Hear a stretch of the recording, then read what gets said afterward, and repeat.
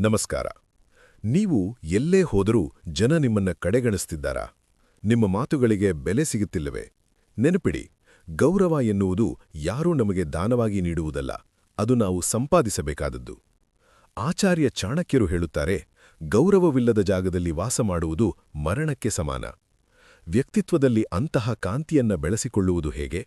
ಜನರು ನಿಮ್ಮನ್ನ ಪ್ರೀತಿಸುವುದಕ್ಕಿಂತ ಹೆಚ್ಚಾಗಿ ಗೌರವಿಸುವಂತೆ ಮಾಡುವುದು ಹೇಗೆ? ಇಂದು ನಾವು ಚಾಣಕ್ಯ ನೀತಿಯ ಪ್ರಕಾರ ಗೌರವದ 3 ರಹಸ್ಯಗಳನ್ನು ತಿಳಿಯೋಣ. ಮೊದಲನೇ ಸೂತ್ರ: ಸ್ವಯಂ ಗೌರವವೇ ಅಡಿಪಾಯ.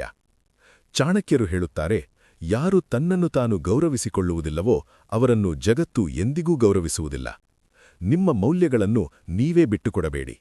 ಅತಿಯಾದ ಲಭ್ಯತೆ ಅಂದ್ರೆ ಓವರ್ ಅವೈಲೇಬಿಲಿಟಿ ಗೌರವವನ್ನ ಕಡಿಮೆ ಮಾಡುತ್ತದೆ. ಎಲ್ಲರಿಗೂ ಎಲ್ಲದಕ್ಕೂ ಹೌದು ಎನ್ನುವವರನ್ನು ಜನ ಕಡೆಗಣಿಸುತ್ತಾರೆ.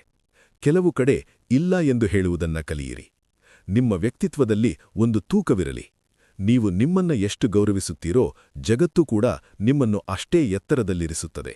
ಎರಡನೇ ಸೂತ್ರ: ಮಾತಿನ ಮಿತಿ ಮತ್ತು ಗಾಂಭೀರ್ಯ.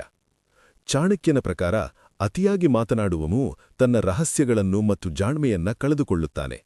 ಮೌನವು ಜ್ಞಾನದ ಕವಚ. ಸಮಾಜದಲ್ಲಿ ಗೌರವ ಬೇಕೆಂದರೆ ಕಡಿಮೆ ಮಾತನಾಡಿ ಮತ್ತು ಅರ್ಥಪೂರ್ಣವಾಗಿ ಮಾತನಾಡಿ. ನಿಮ್ಮ ಮಾತುಗಳು ಬಾಣದಂತೆ ನೇರವಾಗಿರಲಿ ಮತ್ತು ಸತ್ಯವಾಗಿರಲಿ. ಸುಳ್ಳು ಹೇಳುವವನು ಅಥವಾ ಚಾಡಿ ಹೇಳುವವನು ತಾತ್ಕಾಲಿಕವಾಗಿ ಜನರ ಗಮನ ಸೆಳೆಯಬಹುದು, ಆದರೆ ಶಾಶ್ವತವಾದ ಗೌರವವನ್ನ ಕಳೆದುಕೊಳ್ಳುತ್ತಾನೆ. ನಿಮ್ಮ ಕೃತಿಗಳು ನಿಮ್ಮ ಮಾತಿನ ಬದಲಾಡಿ ಸದ್ದು ಮಾಡಲಿ. ಮೂರನೇ ಸೂತ್ರ: ಯೋಗ್ಯತೆ ಮತ್ತು ಸಾಮರ್ಥ್ಯ.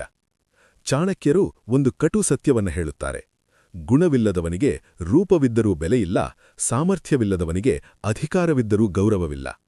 ನಿಮ್ಮ ಕ್ಷೇತ್ರದಲ್ಲಿ ನೀವು ನಿಸ್ಸೀಮರಾಗಿರಿ. ನೀವು ಎಷ್ಟು ಶಕ್ತಿವಂತರಾಗುತ್ತೀರೋ ಅಷ್ಟು ಗೌರವ ನಿಮ್ಮನ್ನು ಹುಡುಕಿಕೊಂಡು ಬರುತ್ತದೆ. ಜನರು ನಿಮ್ಮಲ್ಲಿರುವ ಗುಣಕ್ಕೆ ಮತ್ತು ನಿಮ್ಮಲ್ಲಿರುವ ಜ್ಞಾನಕ್ಕೆ ತಲೆಬಾಗುತ್ತಾರೆಯೇ ಹೊರತು ಕೇವಲ ನಿಮ್ಮ ಹೆಸರಿಗಲ್ಲ. ಸದಾ ಕವಿಯುತ್ತಿರಿ ಮತ್ತು ನಿಮ್ಮ ಯೋಗ್ಯತೆಯನ್ನು ಅಂದ್ರೆ ಕಾಂಪಿಟೆನ್ಸ್ ಅನ್ನ ಹೆಚ್ಚಿಸಿಕೊಳ್ತಿರಿ. ಯೋಗ್ಯತೆ ಇರುವಲ್ಲಿ ಗೌರವ ತಾನಾಗಿಯೇ ನೆಲೆಸುತ್ತದೆ. ಗೌರವ ಎನ್ನುವುದು ಬಲವಂತದಿಂದ ಪಡೆಯುವ ವಸ್ತುವಲ್ಲ, ಅದು ನಿಮ್ಮ ನಡವಳಿಕೆಯಿಂದ ಮೂಡುವ ಪ್ರತಿಬಿಂಬ. ಚಾಣಕ್ಯನ ಈ ತತ್ವಗಳನ್ನು ಅಳವಡಿಸಿಕೊಳ್ಳಿ, ನೀವು ಹೋದ ಕಡೆಯಲ್ಲೆಲ್ಲ ರಾಜಗೌರವ ನಿಮಗೇ ಸಿಗುತ್ತದೆ.